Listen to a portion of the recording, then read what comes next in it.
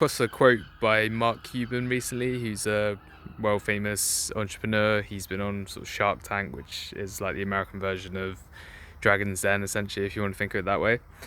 He said, "I micromanage until I trust," which basically means when he takes someone on new, he doesn't immediately just give them free rein, get on with what they want.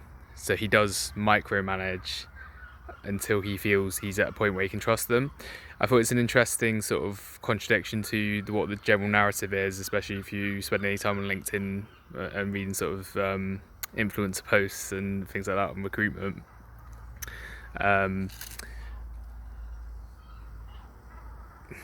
It's an interesting way of looking at things, because micromanagement in some cases maybe is the right way to go. It's a management style. It can have its benefits in certain applications. I think where it's difficult is when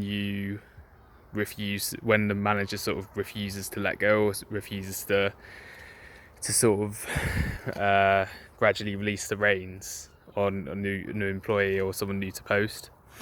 To put it one way, that might be a better way to sort of think about it is, if you have a child, you don't expect that child to be 50 years old and still wandering around after you, expecting you to sort of do everything for them. Still, you gradually release control and let them sort of take on more responsibility.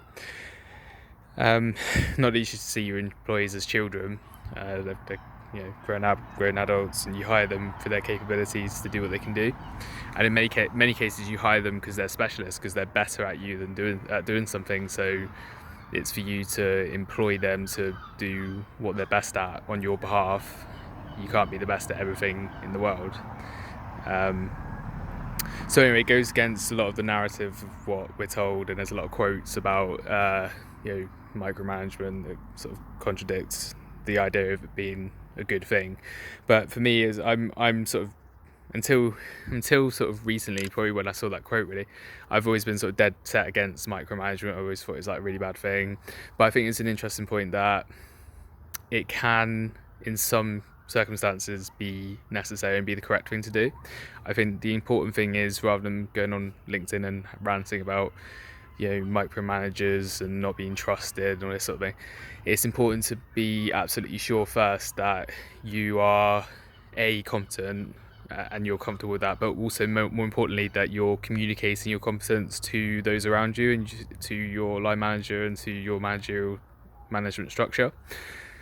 Because if they don't get that impression of competence from you, even though you may well be completely capable of doing your job, then they might be out of some sort of in their mind, a justified sort of fear of you doing something wrong. They might be micromanaging for that reason, which is quite understandable.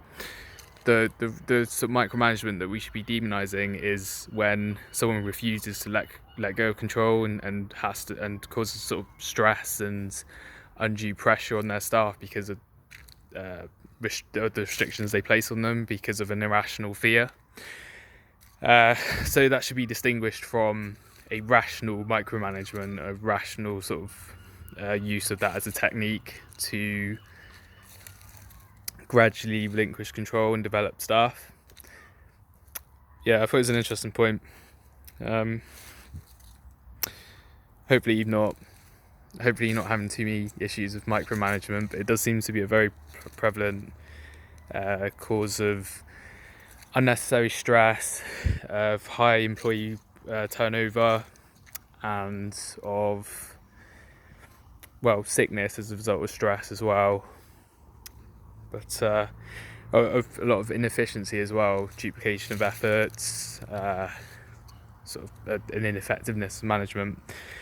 But yeah, I won't go into all of that too much. But yeah, have a think about it. Think about how that applies to your situation. If you feel micromanaged, are you absolutely sure that it's not because of anything that you can control, that you can't sell your abilities better to your employers, that it's generally them who are irrationally treating you that way?